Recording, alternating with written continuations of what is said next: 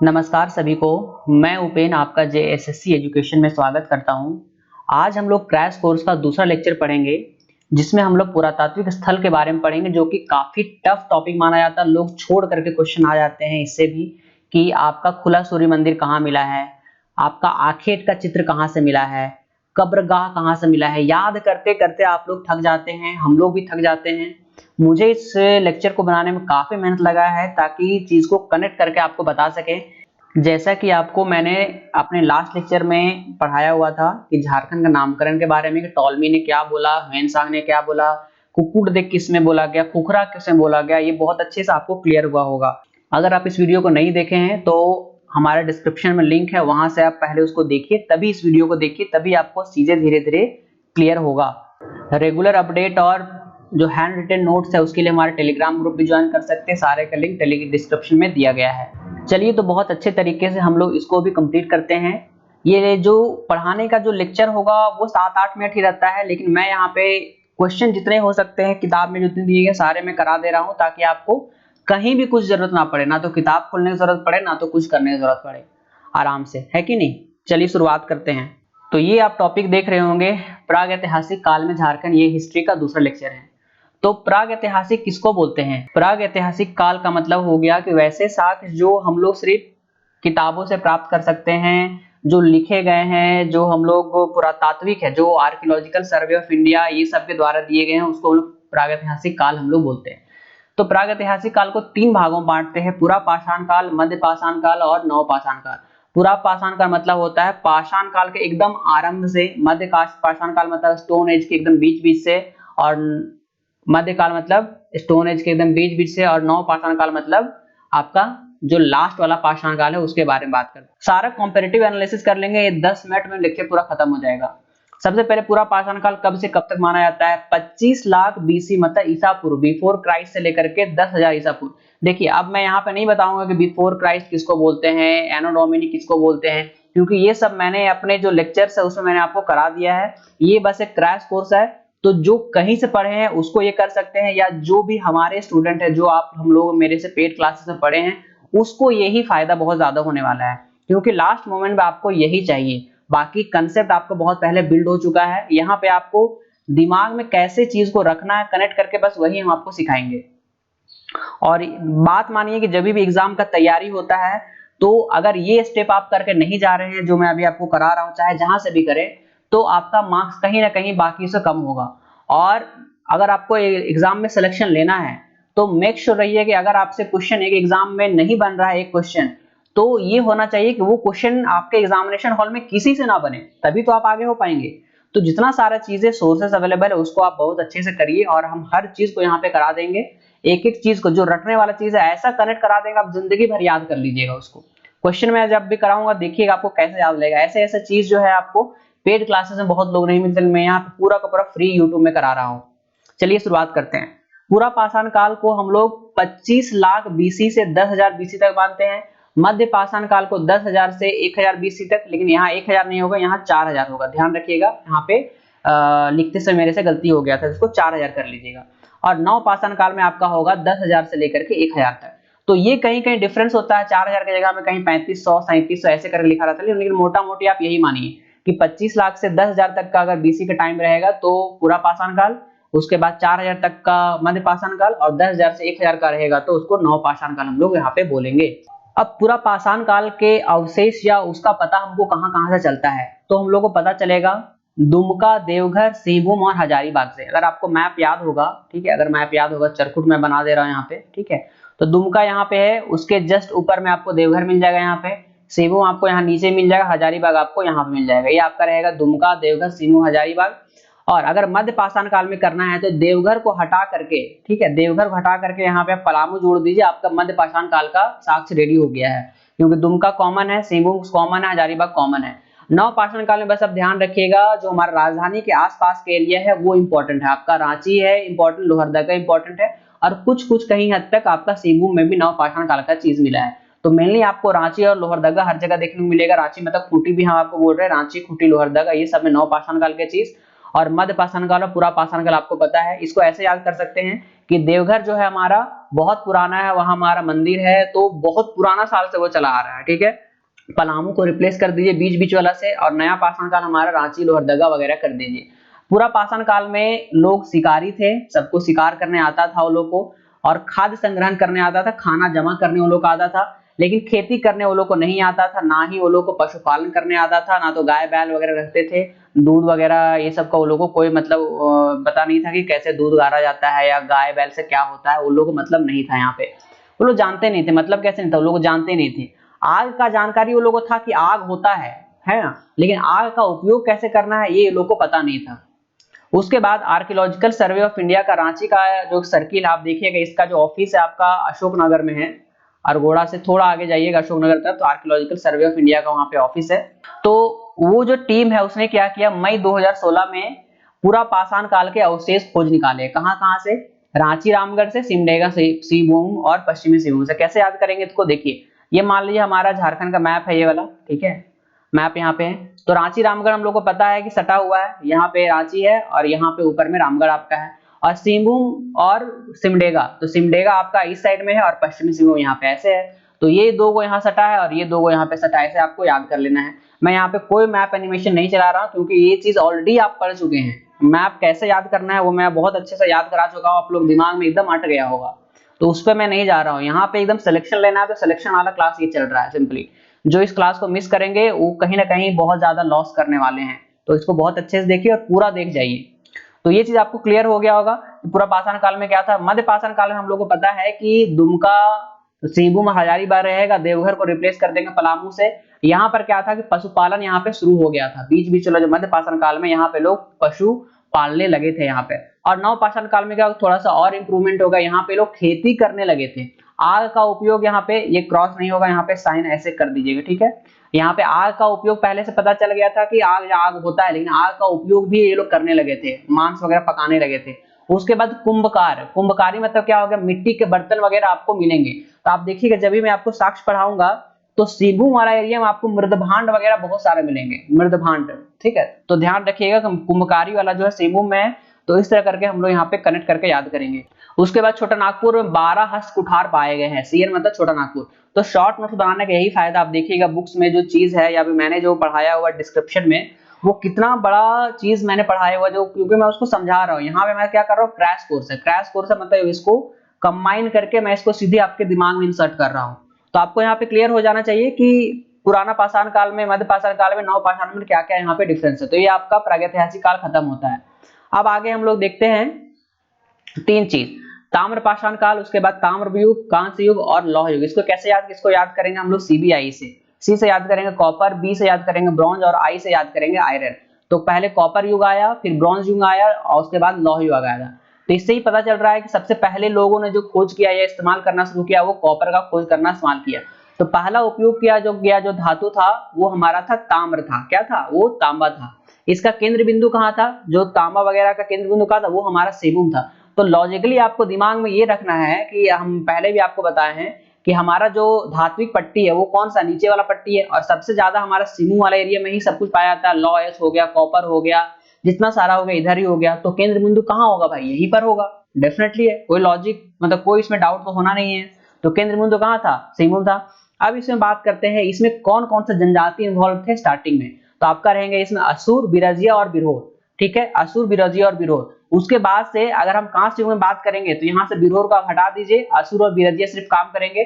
लौह युग में भी सेम यहाँ पे असुर और बिरजिया काम करेंगे। आपको याद हो गया कौन जनजाति कहाँ कहाँ से रिलेटेड है। स्टार्टिंग में तीनों जनजाति था, बाद में बिरहोर लोग यहाँ पे हट गए। इसको ऐसे याद कर सकते हैं कि बिरहोर लोग जो थे वो होते हैं हमारे आखेट करने वाले होते हैं, मतलब है ना, शिकारी संग्राहक होते हैं। तो वो लोग शिकार करने के लिए भाग गए, तो बाकी दो जनजाति लोग हैं वो लोग यहाँ पे कांसा और लोहा में ही लोग इन्वॉल्व हो गए। ऐसे करके आप इसको याद कर लीजिएगा। ताम्रपाषाण काल में क्या क्या का जानकारी था, वो लोग अयस्क निकाल सकते थे, मतलब आयरन और को पिघला सकते थे, और पिघला करके वो लोग उपकरण वगैरह बना सकते थे। पिघला लिया, उसके बाद बालू का शेप लेकर कटोरा बनाना था, कटोरा के शेप में ढाल दिया, कुछ ना कुछ वहां पे कर दिए। उसी तरह से हम लोग को पता है, बहुत आप लोग सबको पढ़े होंगे कि हजारीबाग से 12 गंडा में 49 तांबे के खान वहां पे मिला है, 49 तांबा का खान मिला है। इसको हम ऐसे याद किए थे कि हजारीबाग में जब उस समय का खान मिला होगा तो उस समय ना तो जेसीबी वगैरह था, ना तो कोड़ने वाला मशीन वगैरह कुछ नहीं था, और 49 तांबा का खान है तो वहां पे आदमी लोग नहीं काम कर पा रहे थे। उसके लिए क्या किया गया, गैंडा मंगाया गया था। कितना गैंडा मंगाया गया था, 49 गैंडा मंगाया गया था। तांबा का गैंडा था, वो सारा था तांबा का गैंडा था, और वो 12 गैंडा हजारीबाग में था। क्लियर हो गया। उसके बाद बात करते हैं कि खूंटी में एक जगह है दरगामा। ये क्वेश्चन पूछता है कि पुरातात्विक स्थल दरगामा कहां पर स्थित है, तो हम लोग बोलेंगे वो खूंटी में स्थित है। तो दरगामा में तांबे के 5 स्लेट भी वहां पे मिले हैं, ताम्र युग के, है ना, ताम्र युग के यहाँ पे चीजें यहाँ पे मिले हैं। कहां से, खूंटी में। तो खूंटी में देखिएगा जितना भी एरिया रहेगा ना खूंटी के आसपास, वहां पे आपका तांबा वाला चीज जो है वहां पे ज्यादा मिलेगा। सिम्बू वाला एरिया में क्या होगा, आपका पत्थर और मृदभांड, मिट्टी से बने चीजें वहां पे ज्यादा मिलेंगी आपको। ठीक है। कांस्य युग में बात करते हैं तो कांसा में कुछ नहीं करना, पहले लोग तांबा का इस्तेमाल करते तो उसमें अगर टीना मिला दीजिएगा आपका कांसा बन जाएगा। तो बात बात में वो लोग को देख लिया होगा, अच्छा दो को अलग अलग मिल रहा होगा, वो लोग को जो जब पिघला रहे होगे, है ना, जब पिला रहा होगा वो लोग देखा, अच्छा एगो कॉपर है थोड़ा पीला पीला है, एगो टीना देखा थोड़ा काला काला, चलो मिला के देखते हैं, तो लोग बन गया कांसा। तो कांसा का ज्ञान हो गया, थोड़ी कि पढ़ करके वो लोग आया कि कांसा ये तांबा और टीन का मिश्रण होता है, ऐसा तो लोग पढ़ेंगे नहीं, सारा एक्सपेरिमेंट से ही हुआ है वो लोग का। उसमें जनजाति आपको बता दी कि असुर और बिरजिया यहाँ पे इन्वॉल्व थे। उसके बाद लोहे के बारे में बात करेंगे तो लोहे का उपकरण वो लोग बनाने लगेंगे, और लोहा का जो एक्सपोर्ट है वो लोग मेसोपोटामिया तक करता था। मतलब ये लोग क्या करता था, मेल्ट कर लिया, मेल्ट कर करके लोहा का ऐसे टुकड़ा टुकड़ा बना लेता था, और टुकड़ा को सप्लाई करता था मेसोपोटामिया में। और मेसोपोटामिया में एक जगह है दमिश्क, दमिश्क में क्या होता था, इन लोहा से तलवार बनाया जाता था। तो ये भी काफी इंपॉर्टेंट है। तो सोचिए उतना पुराना काल में भी हम लोग क्या कर रहे थे, एक्सपोर्ट कर रहे थे चीजों को। मतलब झारखंड के बारे में लोग वहां पे जान रहे थे, हमारा झारखंड पूरा दुनिया से कटा हुआ नहीं था, है कि नहीं, ये चीजें आपको समझना पड़ेगा। तो ये आपका क्लियर हो गया, पूरा पाषाण काल में ताम्र, कांस और यौह युग पूरा कंप्लीट होता है। चलिए अब हम लोग आगे देखते हैं। हमको लगता है आपको बहुत अच्छे से याद हो रहा होगा। मेन चीजों याद करना यहाँ पे आपको बहुत अच्छे से याद कराएंगे हम, आपको इतना मजा आएगा इसको याद करने में, जब क्वेश्चन बनाएंगे ना तो आपको एकदम ही आप खुश हो जाइएगा। ठीक है, इतना तो मैं आपको श्योर बोल सकता हूँ। चलिए सबसे पहले बात करते हैं कि जितना भी हमारा प्राप्त चीजें हुआ है, क्या क्या मिला है और कहाँ कहाँ से मिला है, वही चीज एग्जाम में पूछता है इस लेक्चर से। तो उसी चीज पे हम लोग अब फोकस करेंगे, और इसको हम एकदम ट्रिक से याद कराएंगे, एकदम कनेक्ट करा देंगे क्वेश्चन, एकदम 35-36 क्वेश्चन उसको भी पूरा हम लोग यहाँ पे कर लेंगे। तो सबसे पहले बात करते हैं हजारीबाग से। तो हजारीबाग में हम लोग को 3 से 4 चीज पढ़ना है, 3 से 4 चीज हम लोग को पढ़ना है। 12 गंडा हम लोग पढ़ लिए, हजारीबाग में है जहां से 49 तांबे के खान मिले हैं। उसके बाद हम लोग को पढ़ना है, इसको पढ़ना है, और सीतागढ़ पहाड़ पढ़ना है, सीतागढ़ पहाड़ पढ़ना है, और दुमदुमा पढ़ना है। ये 3 चीज हम लोग को एक्स्ट्रा हम लोग को हजारीबाग से पढ़ना है। देखिए इसको कैसे याद करेंगे, इसको से हम लोग को क्या क्या मिला है। ठीक है, इसको सबसे पहले आप इसको को लिखिए, यहाँ पे इसका नाम में ही सब कुछ छिपा हुआ है, इसको। ठीक है, तो यहाँ पे आई आप देख रहे हैं, आई, तो आई से हम बोलेंगे कि आइस एज की, मतलब बर्फ युग की क्या हुआ, अंडरग्राउंड गुफा मिला है, बर्फ एज की, आइस एज की अंडरग्राउंड गुफा मिला है, आई हो गया। एस से हम लोग याद करेंगे सन टेम्पल मिला है, सन टेम्पल मिला लेकिन वो खुला है ना, सन टेम्पल मतलब खुला सूर्य मंदिर मिला है, एस हो गया। एस को एक बार और इस्तेमाल करेंगे हम लोग, एस से और इस्तेमाल करेंगे एक बार और, कि स्पेस रिलेटेड यहाँ पे चित्र मिला है। क्या क्या चित्र मिला है, कि अंतरिक्ष यात्री होते हैं, अंतरिक्ष होते हैं, अंतरिक्ष मानव होते हैं, अंतरिक्ष के जो मशीन वगैरह होते हैं उसका भी यहाँ पे चित्र ये लोग मिला है। कहाँ पे, इसको से। के मतलब होता है, के से मतलब कुछ नहीं, के से हम लोग कुछ नहीं याद करना है, कुछ नहीं। ओ से याद करना है ओल्ड, ओल्ड मतलब आदि मानव, आदि मानव ने जो पत्थर में चित्र बनाया है, आदि मानव जो पत्थर में चित्र उकेरा है उसको यहाँ से हम लोग को प्राप्त हुआ है। तो इसको से क्या क्या याद हो गया, 4 चीज याद हो गया। इसको से याद करेंगे आई से की गुफा मिली है। एस से याद करेंगे सन टेम्पल, लेकिन खुला हुआ सन टेम्पल मिला है। उसके बाद यहाँ पे स्पेस रिलेटेड मतलब अंतरिक्ष रिलेटेड यहाँ पे आपका चित्र मिला है, और के से कुछ नहीं मिला है, और ओ से क्या होगा, ओल्ड मतलब आदि मानव ने जो चित्र बनाए हैं वो हम लोग को मिला है।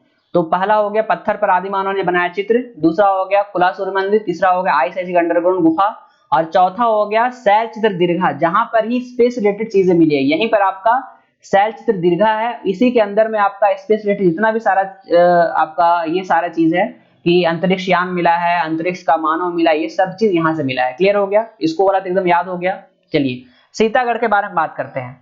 तो सीतागढ़ में भी सब कुछ छिपा हुआ है। तो सीतागढ़ में एक वर्ड आता है सीता, सीता एक फीमेल का नाम है। तो यहां से क्या है, काले भूरे रंग की पत्थर की खंडित स्त्री की प्रतिमा मिला है ना, खंडित स्त्री की प्रतिमा मिला है। अब देखिए पुराना चीज है तो बहुत कम ही चांस रहता है कि पुराना चीज बहुत अच्छे से निकले, वो खंडित ही रहता है पुराना जमाना। अगर दबा हुआ है, कहीं टूट गया होगा या तोड़ कर दबा दिया गया होगा, तो खंडित शरीर की प्रतिमा मिला है यहाँ पे। उसके बाद बात करते हैं, बुद्ध की 4 आकृति का स्तूप मिला है यहाँ पे। तो स्तूप वगैरह जो है वो सारा जितना भी हमारे झारखंड में हम लोगों को पता है कि बौद्ध और जैन धर्म का यहाँ पे दमन हो गया था जब यहाँ पे शशांक वगैरह आ गए थे। तो उसके बाद से ही गढ़ गढ़ मतलब क्या हो गया, गड्ढे में स्तूप वगैरह यहाँ पे मिला है बुद्ध का, है ना। बुद्ध की स्तूप मिली है और बुद्ध बौद्ध मठ के अवशेष भी मिले हैं, है ना। क्वेश्चन भी अगर आएगा कि बौद्ध मठ के अवशेष कहाँ से मिले हैं, तो सीतागढ़ पहाड़ से ही मिले हैं। ये आपका 2 चीज क्लियर हो गया। अब बात करते हैं लास्ट हजारीबाग में दुमदुमा के बारे में। दुमदुमा कहाँ, हजारीबाग में है। तो दुमदुमा से क्या याद कीजिए, दुमदुमा से याद कीजिए आप डमरू, है ना। दुमदुम से क्या याद होगा, डमरू। कैसे, डमरू कैसे बजेगा, डम डम डम डम डम डम बजेगा ना, तो डुम डुम डुम डुम डुम आवाज आ रहा है आपको, ठीक है। तो डम डम डम डुम डुम डुम ऐसे करके याद कर लीजिएगा, तो डमरू हो जाएगा। और डमरू किसका फेमस ये यंत्र है ना, या वाद्य यंत्र बोल सकते हैं, या फिर उसको बजाने के लिए। तो डमरू हम लोग पता है कि भगवान शिव का है, तो वहां से दुमदमा से मिलेगा हमारा शिवलिंग। दुमदुमा से क्या मिलेगा, शिवलिंग मिलेगा। तो हजारीबाग से जितने भी चीजें थे हम लोग यहाँ पे बहुत अच्छे से याद कर लिए हैं, इसमें हमको लगता नहीं आपको कोई डाउट होगा, ठीक है। चलिए आगे अब देखते हैं। आगे हम लोग देखते हैं भवनाथपुर से ऊपर आ जाते हैं। भवनाथपुर कहाँ है, गढ़वा में है। भवनाथपुर कहाँ है, गढ़वा में है। हम लोग को पता है कि मैप में गढ़वा कहाँ पे, एकदम कोना में है गढ़वा, जो कि आपका 3 राज्यों के साथ अपने सीमा टच करता है। उत्तर प्रदेश हो गया आपका, पीछे में छत्तीसगढ़ हो गया, और बिहार से भी सीमा टच करता है, ठीक है। और झारखंड में तो है ही वो। चलिए भवनाथपुर के बारे में बात करते हैं। तो यहाँ से एक चीज हम लोग को लेना है, भाव, है ना। जैसे देखिए बचपन में हम लोग क्या करते हैं, बच्चा को जब खिलाना रहता है तो हम लोग क्या करते हैं, छुप जाते हैं और उसको भौ करके उसको डरा देते हैं, है ना। या फिर बच्चा लोग जब हम लोग डराता है तो हम लोग एक्टिंग करते हैं कि हम लोग बहुत डर गए हैं, ठीक है। तो भय कब होगा, भय तब लगेगा जब हमारा कोई शिकार करेगा। अगर हमको कोई मारने आएगा तीर से धनुष से, तो हम क्या करेंगे, डर जाएंगे।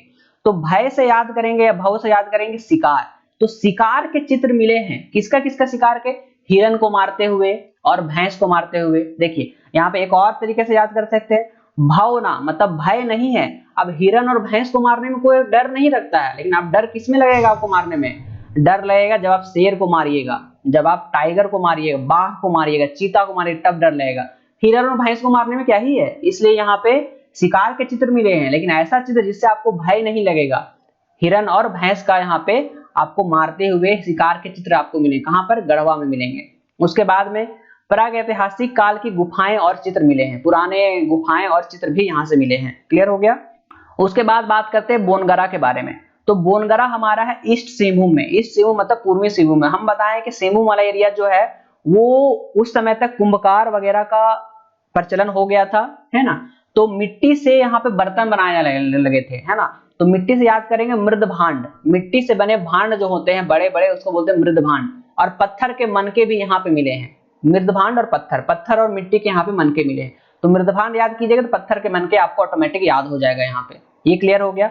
अब चलिए आगे बढ़ते हैं हम लोग। पांडु जो है पलामू में है। पांडु कहाँ है, पलामू में। पी से पांडु, पी से पलामू। यहाँ से क्या क्या मिला है, पांडु से याद कीजिए पांडे। जब भी पांडे जी पूजा वगैरह कराते हैं तो उनको कलश चाहिए होता है। कलश किसका चाहिए होता है, मिट्टी का कलश चाहिए होता है। उनको चाहिए मिट्टी का कलश, और मिट्टी का कलश तो उनको चाहिए होता है। लेकिन जब भी पांडे जी आपके घर में आते हैं तो आप कहाँ बैठाते हो उनको, आप भले ही जमीन पे सोते होंगे, लेकिन घर में अगर आपका एक भी चौकी या खटिया होगा, बोलेंगे आइए आइए चौकी में बैठिए आप, तो उनको चारपाई में आप बैठाते हैं। तो पांडे जी को चारपाई में बैठाएंगे, लेकिन जो चारपाई रहेगा स्पेशल रहेगा, वो रहेगा पत्थर का बना हुआ चारपाई रहेगा, स्टोन का चारपाई रहेगा। तो पांडु में याद कर लेंगे कलश, मिट्टी का कलश, और एक चारपाई याद कर लेंगे। क्लियर हो गया।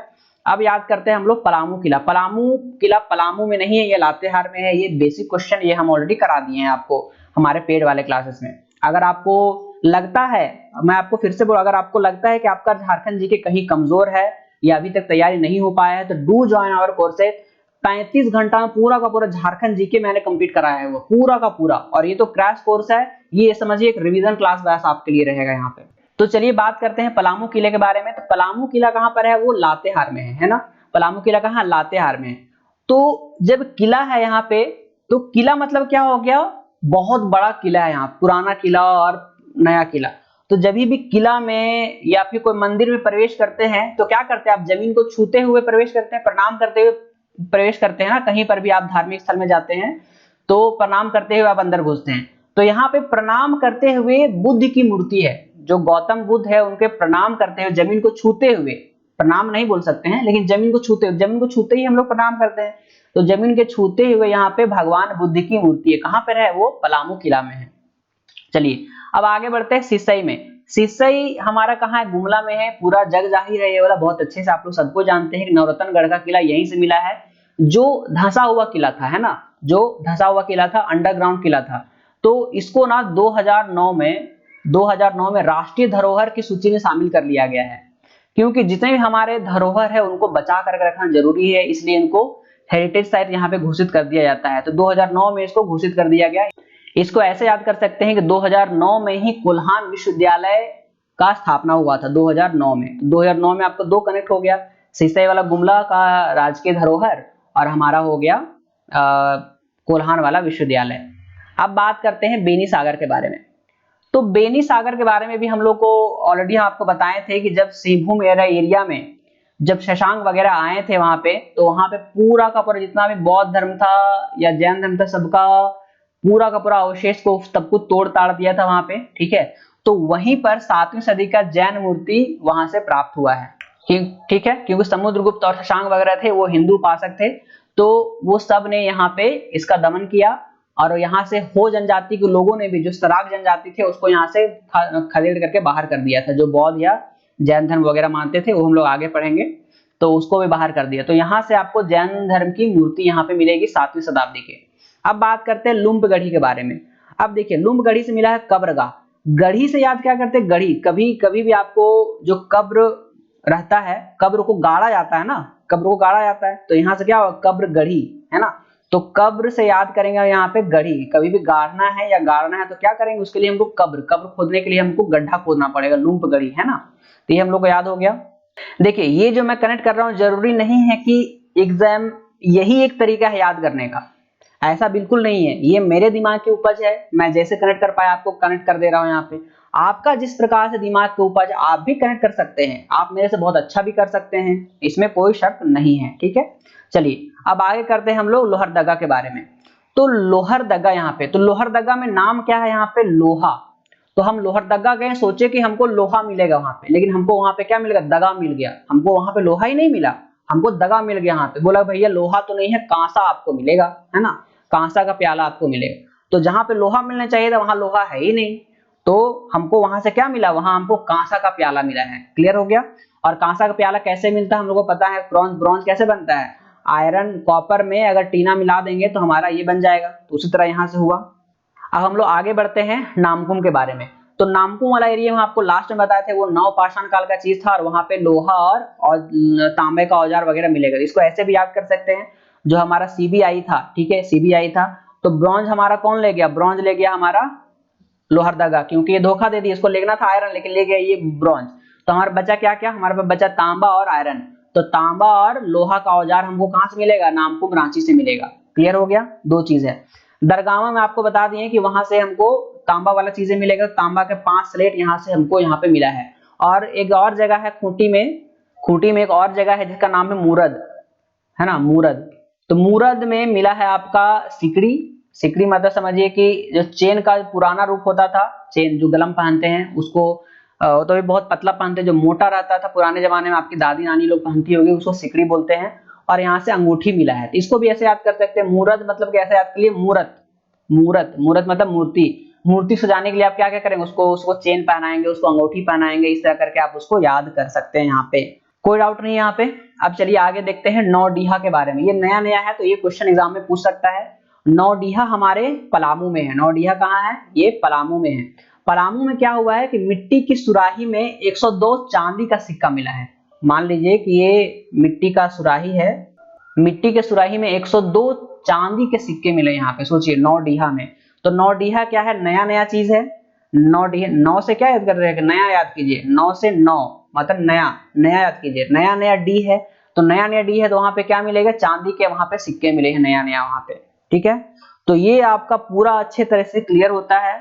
आपको पूरा लेक्चर भी कंप्लीट हो गया यहाँ पे। ठीक है, भले ही थोड़ा टाइम लगा, लेकिन आप सोचिए ये जो आप 25 मिनट या 20 मिनट जो आप दिए हैं, आप खुद सोचिए कि इसको याद करने आप कितना बार याद किए होंगे और आपको कितना बार याद रहा वो आप खुद जानते हैं। अब हम इससे रिलेटेड सारे क्वेश्चन कराएंगे, आप खुद देखेंगे क्वेश्चन कितने आसानी से आप बनते हैं और सारे क्वेश्चन आप खुद बनाइएगा, हम यहाँ पे कुछ भी नहीं करेंगे, आप खुद सारे क्वेश्चन बनाइएगा। आपको लगेगा कि हाँ ये क्वेश्चन है, मैं उसको टिक करते यहाँ पे जाऊंगा। चलिए जल्दी से क्वेश्चन करेंगे 5 मिनट के अंदर, क्योंकि जितना भी मेहनत करना है वो थ्योरी में करना है। थ्योरी अगर अच्छे से याद कर लिए तो क्वेश्चन सिर्फ मुंशी का काम रहता है, ठीक है। हाँ, हमेशा आप इस चीज को बोलते हैं। और मेरा जितना भी लेक्चर रहता है, हम कभी सिर्फ एमसीक्यू तो कभी नहीं कराते हैं, एमसीक्यू साथ मेरा कंसेप्ट जरूर ही रहेगा। मुझे एकदम बिल्कुल अच्छा नहीं रहता है झारखंड में प्राचीन जनजाति, इसका आंसर होगा असुर, वो नहीं होगा। उसके पहले आप पूरा चीज को जानिए, उसके बाद आप क्वेश्चन बनाइए, तो आपको समझ में आएगा कि ये चीज क्यों हो रहा है। क्यों का आंसर आपको मिलने लगेगा ना, तो आपको सारी चीजें बहुत अच्छे से क्लियर अपने आप होने लगेगा। तो झारखंड राज्य की प्राचीन जनजाति कौन है? असुर। क्यों का आंसर आपको मिल गया होगा, क्योंकि यही लोग यहाँ पे तांबा लोहा वगैरह का आविष्कार में यही लोग यहाँ पे शुरुआत किए हैं यहाँ पे। और ये भी पिछले क्लास हम लोग देख रहे हैं कि असुर का उद्भव और असुर का उल्लेख हमको मिलता है ऋग्वेद में, ठीक है, जिसको यहाँ पे बोला जाता था शिष्णु का जनक, यहाँ पे कहा जाता था इसको, शिष्णु का पूजक है ना, शिष्णु का पूजक। कांस्य युगीन औजारों का प्रारंभकर्ता किस जनजाति माना जाता है? कांस्य युगीन मतलब कॉपर के बारे में बात कर रहे हैं, तो अगेन आंसर यहाँ पे हो जाएगा असुर, ऑलरेडी पढ़ चुके हैं। झारखंड के संबंध में कौन सा कथन असत्य है, गलत है कौन सा? यहाँ के वनों में आदिम जनजातियों का निवास था, एकदम था, कोई दिक्कत नहीं है। प्राचीन काल में यहाँ नागवंशी, सिंह, चेरो और रक्सैल राजाओं ने अधिक स्वतंत्र शासन किया, ये भी बिल्कुल सही है। लंबे समय तक यह क्षेत्र बाहरी दुनिया से कटा हुआ था, इसको होल्ड में रखते हैं। प्राचीन काल में छोटनागपुर क्षेत्र घनघोर वनों से आच्छादित था, बिल्कुल सही है। अब आपको ये वाला आंसर लग रहा होगा, हाँ ये वाला जो होना चाहिए, ये वाला करेक्ट आंसर होना चाहिए। क्यों होना चाहिए? क्योंकि हम थोड़ा देर पहले आपको बताए थे कि ये हमारा जो झारखंड है वो दुनिया से कटा हुआ नहीं था, क्योंकि अगर कटा हुआ रहता तो हम लोग फिर मेसोपोटामिया में जो हम लोग लोहा भेजते थे, कैसे भेजते थे, सबको जानता था हमारे बारे में, है ना। बहुत अच्छा क्वेश्चन है।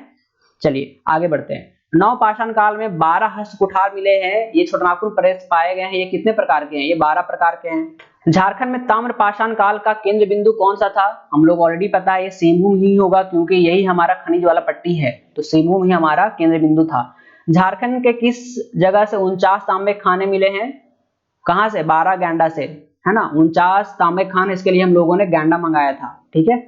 झारखंड के किस जनजाति को लौह युगीन औजारों का प्रारंभकर्ता माना जाता है? तो हम लोग को पता था जब लोहा का आविष्कार होने लगा था, कॉपर, ब्रोंज, आयरन, तो ठीक है, यहाँ पर तो बिरहोर लोग थे, बाकी में बिरहोर गायब हो गए थे। बिरहोर गायब हो गए तो कौन कौन होगा? असुर और बिरजिया। क्लियर हो गया। चलिए आगे बढ़ते हैं। आगे क्वेश्चन देखते हैं। झारखंड के किस जगह से नक्षत्र मंडल, अंतरिक्ष यान और अंतरिक्ष मानव, मतलब स्पेस रिलेटेड चीजें कहां से याद हो रहा था? बताइए, स्पेस रिलेटेड चीजें शैल चित्र गुफा से, इसको एस से 2 चीज याद किए थे, एक याद किए थे हम लोग सन टेम्पल, और एक याद किए थे हम स्पेस रिलेटेड। इसका आंसर हो जाएगा इसको। कितना अच्छे से याद हो रहा है। किस काल से अवशेष मिले सबसे ज्यादा? पूर्व पाषाण काल के मिले हैं, ये हम लोग को पता है। झारखंड निम्न में से किस स्थान से पाषाण कालीन मानव निर्मित औजार प्राप्त हुए? मानव निर्मित औजार कहां से प्राप्त हुए? ये हमारे हजारीबाग से प्राप्त हुए। हजारीबाग का जो मांडू वाला एरिया जो अभी रामगढ़ में आ गया है, ठीक है, उधर आपका हजारीबाग से ये मिला है, ठीक है, पाषाण कालीन मानव निर्मित हजार। इसको के बारे में कौन सा कथन असत्य है? गलत कौन सा, ध्यान रखना है। यहाँ से इसको की आकृति जो भूल भुलैया बिल्कुल सही है। यहाँ आप जाइएगा ना, सारे जो आपके जो गुफा एक जैसे आपको देखने को मिलेंगे, आप फोटो में भी देख सकते हैं गूगल करके। यहाँ से आदि मानव द्वारा शैल चित्र दीर्घा प्राप्त हुए, बिल्कुल सही। यहाँ से प्राप्त शैल चित्र दीर्घा में नक्षत्र मंडल, अंतरिक्ष यान, अंतरिक्ष मानव, एकदम बिल्कुल सही, ऑल आर करेक्ट। झारखंड निम्नलिखित में से किस स्थान से प्रागैतिहासिक काल की प्राकृतिक गुफाएं और दुर्लभ शैल चित्र मिले हैं? दुर्लभ शैल चित्र आपको याद है, हम बताए थे भवनाथपुर में आपको प्रागैतिहासिक काल के मिले हैं, जहां पर कोई एक्स्ट्रा साक्ष्य नहीं मिलता, हम लोग आर्कियोलॉजिकल सर्वे पर ही सारा डिपेंड रहता है, तो वहां से प्राकृतिक गुफाएं वगैरह मिले। कहां से? भवनाथपुर से ही, ये आपको बताए थे, रिकॉल किया कीजिए। आगे देखिए, कब्र गाह हम लोग को कहां से मिला है? तो लुम्बगढ़ी से मिला है। कब्र को क्या करते? गाड़ देते हैं हम लोग। सिंहभूम के किस स्थान से मृदभांड के अवशेष, पत्थर के मन के कुल्हाड़ी? रिपीटेड क्वेश्चन है ये, बोनगरा से मिला हम लोग को, है ना, बोनगरा से। झारखंड के किस जिले से प्रागैतिहासिक काल के कांसे का प्याला प्राप्त हुआ है? तो हम लोग को याद है कि हम लोग लोहरदगा गए थे लोहा लाने के लिए, लेकिन हम लोग को दगा मिल गया था, हम लोग को दे दिया तो लोहा नहीं भैया, लोग कांसा ले जाओ। इसका आंसर क्या था? लोहरदगा। झारखंड किस स्थान से 4 पाई वाले पत्थर की चौकी मिली? पत्थर की चौकी में हम लोग क्या किसको बैठाए थे? पांडे जी को बैठाया, मतलब पांडु। निम्नलिखित में से किस स्थान में मिट्टी की दीवार और मिट्टी के कलश? तो मिट्टी के कलश से हमको याद आ जाएगा कि मिट्टी कलश पांडे को ही चाहिए, मतलब इसका आंसर हो जाएगा पांडु। झारखंड के किस स्थान से आदि मानव निर्मित द्वारा खुला सूर्य मंदिर इसको में मिला है? अच्छे से याद है। 49 तांबे खान कहां से मिला है? 12 गैंडा से मिला है। कब्रगाह कहां से मिला है हम लोग को? है ना, कब्रगाह मिला से हम लोग को लुम्पगढ़ी से मिला है। ये हो जाएगा यहाँ पे। रांची के किस जिले में तांबे और लोहे का औजार मिले? हम लोग को पता है कि सीबीआई में ब्रॉन्ज ले गया था हमारा लोहरदगा, वो दगा दे दिया था। तो तांबा मतलब कॉपर, आयरन मतलब लोहा, तो ये हम लोग को मिला नामकुम से। याद हो गया। कांसे का प्याला पता चल गया हम लोग को लोहरदगा से मिला था। भगवान बुद्ध की भूमि स्पर्श करते हुए एक मूर्ति मिली है। तो भूमि को स्पर्श हम लोग कब करते हैं? या मंदिर में जाते हैं या बड़ा सा किला में जाएंगे। तो हम लोग का किला कौन सा था? लातेहार का पलामू किला था। ठीक है, इसका आंसर हो जाएगा ए। झारखंड के किस राज्य में मिट्टी की सुराही के चांदी के सिक्के मिले? हम लोग को पता है कि हम बताए थे कि नया नया ये चीज सर्वे हुआ है। तो नया नया कहाँ हुआ था? नौडीहा, नौ से नया, है ना, नौडीहा जो कि पलामू में है। झारखंड के किस जिले से मिट्टी की सुराही के 120 चांदी के सिक्के मिले हैं? ये पलामू से मिले हैं। मिट्टी के सुराही में चांदी के सिक्कों में पुरातत्वों ने कौन सा काल का बताया है? तो ये औरंगजेब काल का बताया है। इसको ध्यान रखना है कि ये औरंगजेब काल का बताया गया है कि जो सिक्के मिले हैं वो। झारखंड के किस स्थान में पुरातात्विक खुदाई में एक प्राचीनतम भूमिगत महल का बारे में बात होगा तो हम लोग को यहाँ मिला है गुमला के जो सिसई में है नवरत्नगढ़, वही ना भूमिगत था, जिसमें बोला गया था कि कुछ जो फ्लोर है वो नीचे धंसा हुआ है। तो ये भूमिगत वहीं से हम लोग को मिला था। ये भी बता दिए थे जो भूमिगत महल मिला था वो 600 वर्ष पुराना था। और वो कौन सा था? नवरत्नगिरी का किला था, जिसको 2009 में राष्ट्रीय धरोहर घोषित कर दिया गया था। ठीक है, और ये जो था इसी समय में कोल्हान विश्वविद्यालय का भी स्थापना हुआ था 2009 में। ध्यान रखना है। ये आपको बता दिए थे कि मई 2016 यहाँ पर होगा, 2019 नहीं होगा। मई 2016 में भारतीय पुरातत्व विभाग रांची सर्कल के द्वारा रांची, रामगढ़ और सिमडेगा पश्चिमी सिमडेगा में पूरा पाषाण काल के चीज मिले थे ना, जो बोला गया था कि 10,000 साल पुराना है। कि 10 साल पुराना, 10,000 साल पुराना। देखिए, चलिए आज का अंतिम क्वेश्चन। अच्छा, सेम क्वेश्चन आ गया है यहाँ पे कि मई 2016 में भारतीय पुरातत्व विभाग रांची सर्कल ने कितने वर्ष पुराने पुरापाषाण काल के अवशेष रांची सिमडेगा खोजा था? ये 10,000 साल पुराने। तो देखिए, इतना टफ तैयारी करेंगे हम लोग तभी आप अच्छे एएसओ का, अगर आप ध्यान रखते हैं कि हमको एएसओ चाहिए, तभी आप इस तरह का तैयारी कीजिए। ठीक है, और इस तरह का तैयारी कीजिएगा तभी जाके कहीं ना कहीं आपका सिलेक्शन बहुत अच्छे पद पर होगा। और सीट कम है, बहुत लोग यहाँ पे आने वाले हैं, तो एकदम जान लगा दीजिए। हम लगा रहे हैं तो आप भी लगा ही सकते हैं। आप देखिए कितना मुश्किल से चीज को कनेक्ट करके हम आपको याद करा रहे हैं। नहीं तो ये चीजें आप कितना बार तक रट रहे थे वो आप खुद जान रहे हैं इस चीज को। ठीक है, तो मिलते हैं अगले क्लास में। जितनी चीजें रहेंगी याद करने वाला मैं सब इसी में करा दूंगा। बाकी जिसी को एकदम स्टार्टिंग से चाहिए, जिनको अभी लगता है कि नहीं झारखंड जीके हमको 40 में से 36-37 हमको लाना है, 35 लाना है, 40 में 40 तो मैं गारंटी नहीं देता हूँ। कहीं और गारंटी देते होंगे तो वो ठीक है। मैं 40 में 40 गारंटी नहीं देता हूँ। अगर आपका 35 से 36 भी आ रहा है तो आपका टॉपर वाला मार्क्स यहाँ पे आ रहा है। तो हम लोग यहाँ पे झारखंड जीके का पूरा बैच आपके पास अवेलेबल है। हमारे कोर्स में एनरोल कर सकते हैं। उसमें आपको करंट अफेयर्स मिलेगा। करंट अफेयर जो मिलेगा वो दो telegraph, the Hindu, the economics time, ये सब से मिला करके मैंने बनाया हुआ है, वो आपको मिलेगा। सारा ऑफिशियल डॉक्यूमेंट से मैं प्रिपेयर करके आपको देता हूँ। ठीक है, और सारी चीजें मैं यहाँ पे दे रहा हूँ। पीडीएफ नोट्स भी जिस बार जो मैंने अप्लाई किया है, जो डाला हूँ, वो प्रिंटेबल फॉर्मेट का है। सारे को आप A4 साइज में प्रिंट कर सकते हैं। तो चलिए मिलते हैं नेक्स्ट लेक्चर में। ये आपका दूसरा लेक्चर खत्म होता है। All the best, thank you.